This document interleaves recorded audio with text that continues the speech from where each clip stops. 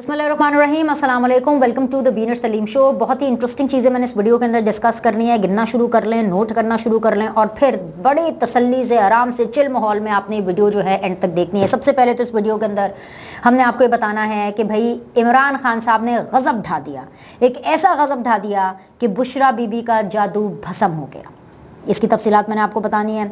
बुशरा बीबी निशाने पर हैं भाई, इमरान खान साहब तो हैं ही निशाने पर, लेकिन अब बुशरा बीबी के नंबर ज़रा ऊपर चले गए हैं लिस्ट में और बुशरा बीबी साहिबा हैं डायरेक्ट निशाने पर एक बहुत ही पावरफुल शख्सियत के।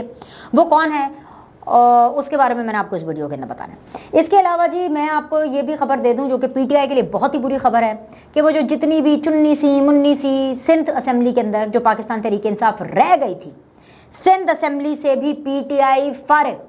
तो पीटीआई कराची में भी तबादे, सिंध में भी तबादे, राइट।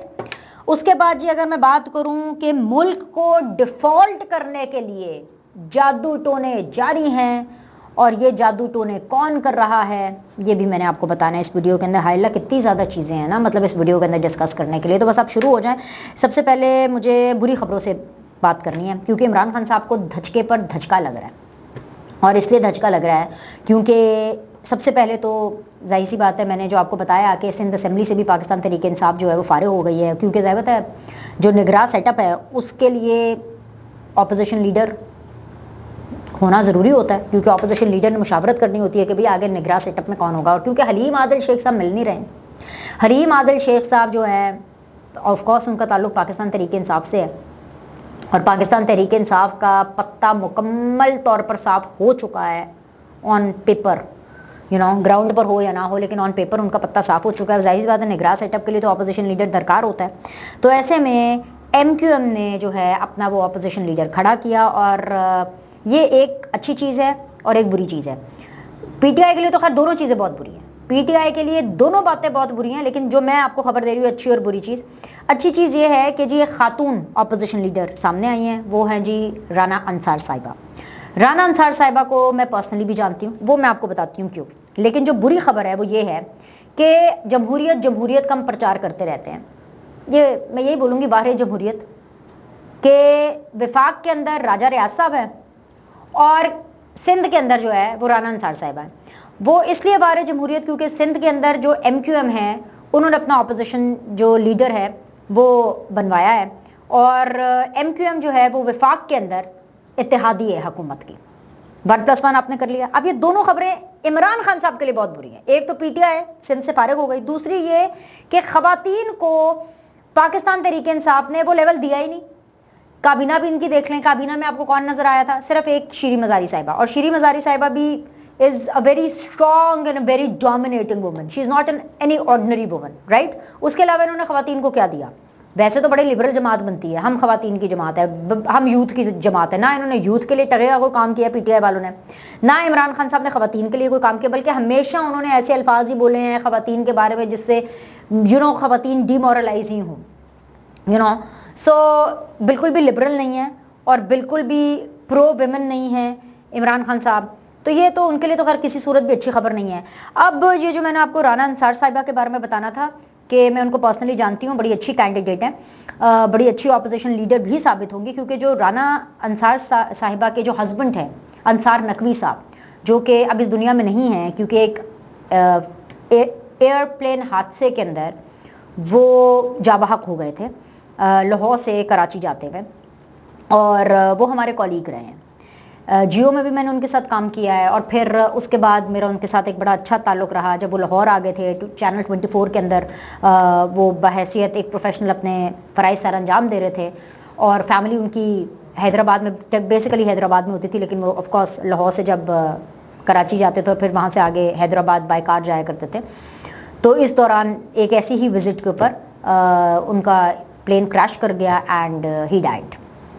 इन्ना लिल्लाहि व इन्ना इलैहि राजिऊन, अल्लाह ताला उनके दर्जात बुलंद करे। वो भी एक थोड़ा प्रोफेशनल थे और उनकी बेगम से भी मैं यही तवक्को रखती हूँ। And being a single woman जिस तरीके से उन्होंने पॉलिटिकली अपना करियर को आगे लेके गई हैं, सो मैं ये चाहूँगी, मेरी दुआ भी है कि राना अंसार साहिबा जो हैं वो बहुत आगे तक जाएँ, अपना बहुत अच्छा करियर बनाएँ।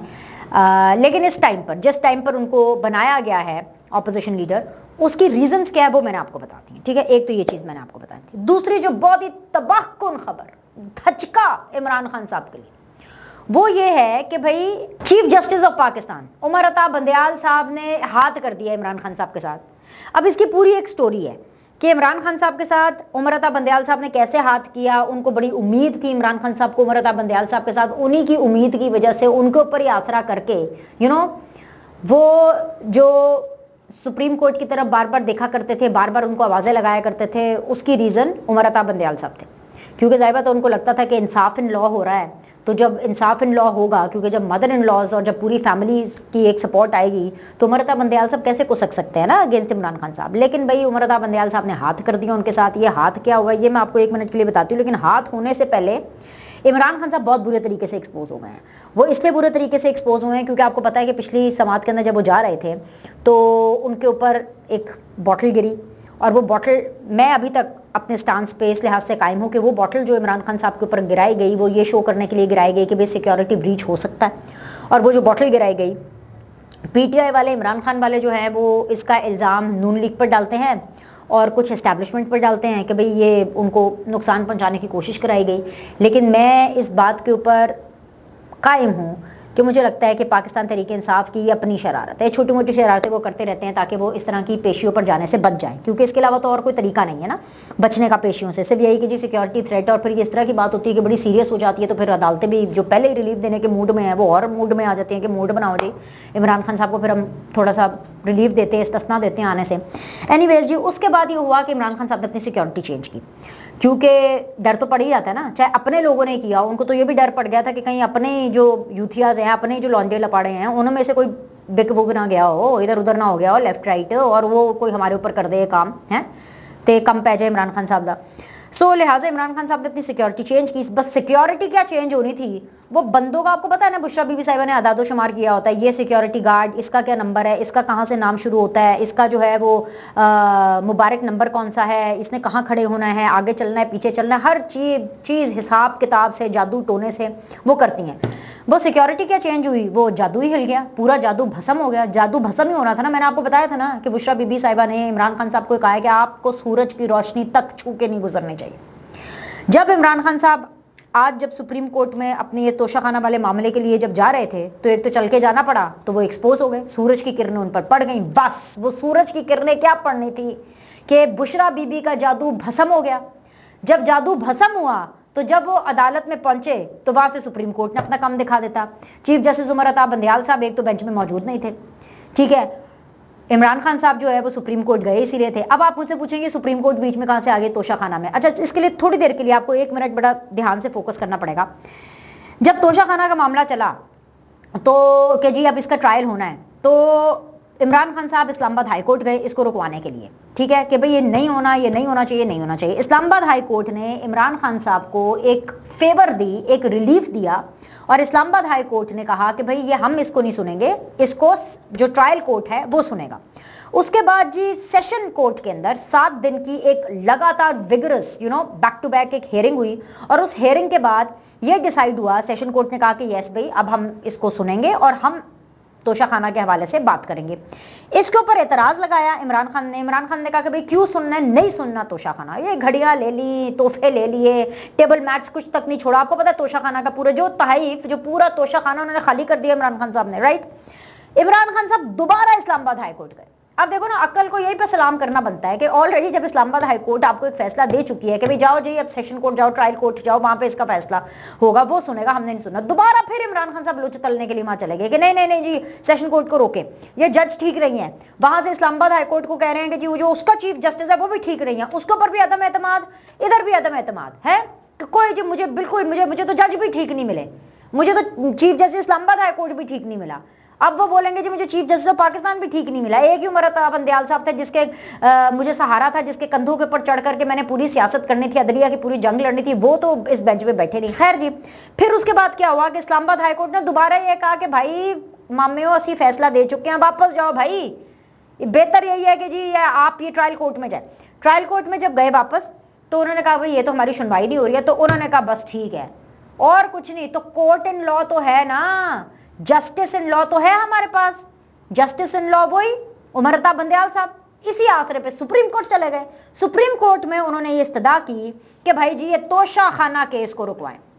अब आज ये धचका लगा, ये झटका लगा, उमर अता बंदयाल साहब ने झंडी दिखा दी है और उमर अता बंदयाल साहब ना उस बेंच पे बैठे और ना उन्होंने याया अफरीदी साहब को और उस बेंच वालों को कोई ब्रीफिंग दी, कोई उनसे कुछ कहा भी नहीं।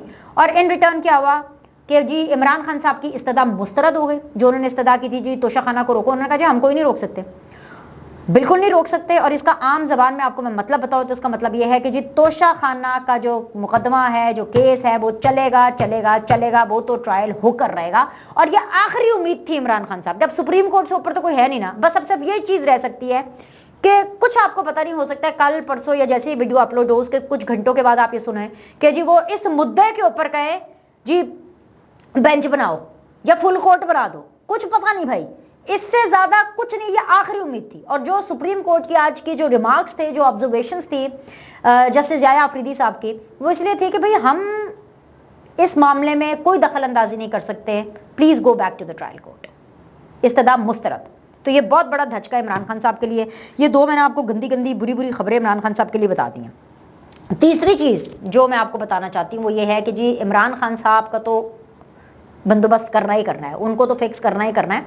ये एक कोर्ट ऑफ लॉ के अंदर प्रोसेस चल रहा है। लेकिन बुशरा बीबी साहिबा जो है ना, वो निशाने पर है। वो हैं जी प्राइम मिनिस्टर शहबाज शरीफ साहब के निशाने पर, और वो इसलिए शहबाज शरीफ साहब के निशाने पर हैं क्योंकि जो बुशरा बीबी हैं, बुशरा बीबी के बारे में शहबाज शरीफ साहब को पक्की इंफॉर्मेशन मिली है कि बुशरा बीबी जो जादू टोने कर रही हैं वो सिर्फ इमरान खान साहब के लिए नहीं कर रही। असल में वो जादू टोने जो कर रही हैं वो मुल्क को दिवालिया करने के लिए कर रही हैं। बदख्वाह दिन रात जादू टोने कर रही हैं, और ये पहली दफा नहीं है। शहबाज शरीफ साहब को कोई अंदर की इंफॉर्मेशन दे रहा है, और पहले भी उनको किसी ने इंफॉर्मेशन दी थी कि जो मनोगोश है उसको जलाया जाता है, उसको दफनाया जाता है, उसको चील कब्बों को खिलाया जाता है, गोश्त के ऊपर अमलियात किए जाते हैं। और अब भी शहबाज शरीफ साहब ने, ये खुद मुल्क के चीफ एग्जीक्यूटिव ने हमें बताया है कि असल में मुल्क को दिवालिया करने के लिए जो बुशरा बीबी हैं वो फूके मार रही हैं, वो अमलियात कर रही हैं। हम तो ये समझ रहे थे कि वो तो इमरान खान के लिए कुछ कर रही है, किसी तरह जो है मेरा पति परमेश्वर, जो मेरा महरम है, जो मेरा सुहाग है, वो बच जाए। असल में वो तो पाकिस्तान को दिवालिया करने के लिए कर रही है। तो मेरे ख्याल से कि सबसे पहले तो इनके ऊपर जो है आर्टिकल 6 और गद्दारी के तमाम तर मुकदमात बनने चाहिए कि अगर कोई खातून जादूगरी करे कि जी मुल्क के खिलाफ कुछ हो सिर्फ इस चक्कर में ताकि बुशरा बीबी बच सके, तो उससे बड़ी गद्दारे वतन तो कोई और हो ही नहीं सकती ना। और अगर प्राइम मिनिस्टर कह रहे हैं तो किसी वजह से ही कह रहे हैं। तो भाई शहबाज शरीफ साहब के निशाने पर हैं जी डायरेक्टली बुशरा बीबी, और उन्होंने ना भाई बुशरा बीबी को जो है वो सुत्तर कर देना, सीधा कर देना, क्योंकि वो बहुत ज्यादा जादू टोने कर रही हैं।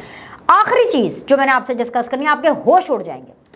5 दिन पहले मैंने एक वीडियो की थी जिसके अंदर मैंने आपको बता दिया था कि इमरान खान साहब साइफर से बिल्कुल मुकरने की, एक होता है थोड़ा सा पीछे हटना, एक होता है यू टर्न लेना, एक होता है बिल्कुल ही मुकर जाना। इमरान खान साहब ने साइफर से मुकरने की तैयारी कर ली थी, और मैंने आपको बताया था और ये कहा था कि इमरान खान साहब मुकर जाएंगे। अब वो दिन आ चुका है। इमरान खान साहब की जो क्लिप्स चल रहे हैं, जो तकरीर उन्होंने की, जो भी व्लॉगिंग करते हैं, जो भी करते हैं, आप उसको जो भी नाम दे दें, इमरान खान साहब ने उसमें मान लिया है कि 27 मार्च को जो उन्होंने लिफाफा लहराया, लिफाफा खान ने जो लिफाफा लहराया 27 मार्च को, वो साइफर नहीं था। तो भाई मैंने फ्रेंच आके थोड़ी ना बोली थी, मैंने भी आपको उर्दू पंजाबी में आम अवामी जबान में समझाया था, है बंदा ना मुकरने वाला है। अब वो मेरी इंफॉर्मेशन भी थी और कुछ मेरा नॉलेज भी था। इंफॉर्मेशन मुझे ये मिली थी कि कोर्ट ऑफ लॉ में जो खबर है, कोर्ट ऑफ लॉ में यानी अदालतों के सामने, FIA के सामने, ये जो साइफर वाला मामला है ना, इसके अंदर इमरान खान साहब बच नहीं सकते, बिकॉज सीक्रेट एक्ट की खिलाफ वर्जी है, एक्सेट्रा एक्सेट्रा। क्योंकि सिर्फ इमरान खान साहब ने ये खुद नहीं देखा, सहाफियों को भी दिखाया, अपनी कैबिनेट को भी दिखाया, राइट। और फिर उसके बाद उन्होंने जलसे में भी लहराया।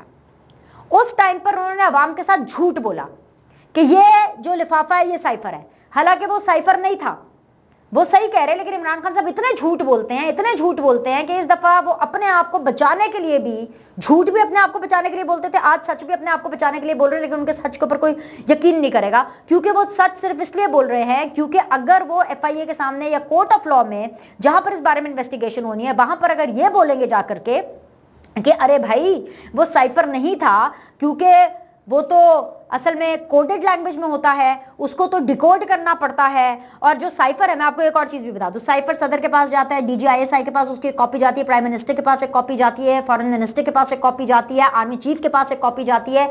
इमरान खान साहब ने जो 27 मार्च को जो लिफाफा लहराया था, वो कागज का टुकड़ा था, वो लिफाफा था जो जनरल बाजवा ने उनको दिया था।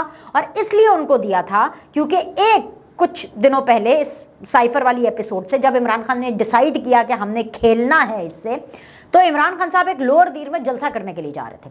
उससे पहले उनकी एक मुलाकात हुई, और सिर्फ अकेले उनकी नहीं बल्कि कुछ और पार्टी मेंबर्स भी थे, उनकी मुलाकात हुई जनरल बाजवा साहब के साथ। और वो मुलाकात इस जुमरे में हुई क्योंकि कोई चाइना ने पाकिस्तान को एक तैयारा दिया था, और उसके हवाले से एक बाकायदा तौर पर एक फॉर्मली एक आप कह लें गैदरिंग कह लें, तकरीब तो खैर मैं नहीं कह सकती, या तकरीब कह लें, okay whatever you want to take it. तो वहां पर जनरल बाजवा साहब भी मौजूद थे। तो वहां पर जब इमरान खान साहब जनरल बाजवा साहब से मिलने के लिए आए तो एक कमरे के अंदर ये बातचीत हुई, और तब जनरल बाजवा साहब ने उनको कहा, दो चीजें कही।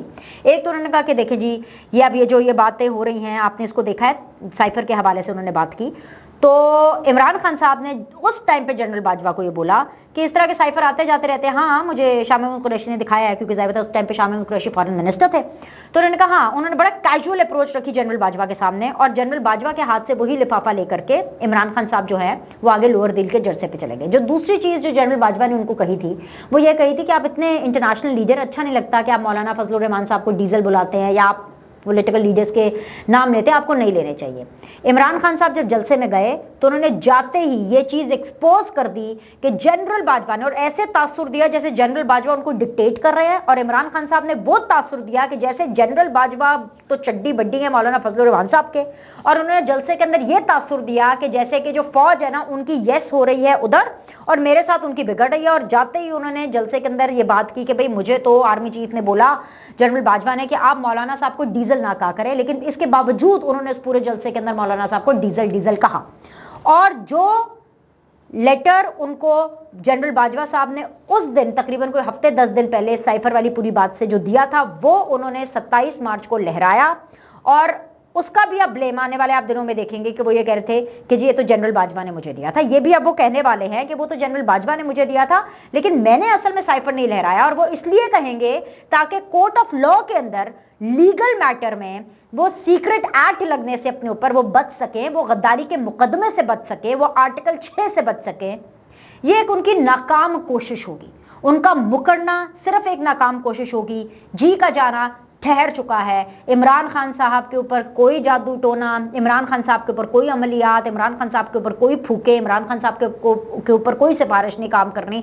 इसीलिए इमरान खान साहब ने, मैंने आपको पहले बताया था कि उन्होंने झूठ बोलने का प्लान बना लिया है, साइफर से मुकरने का प्लान बना लिया है, और अब वो प्लान जो है उन्होंने खुद एक्सपोज कर दिया सबके सामने। हेवन सेड दैट, आखिरी लाइन जो कि मैं इस वीडियो के लिए बोलना चाहती हूँ वो सिर्फ ये है कि झूठ के पाँव नहीं होते।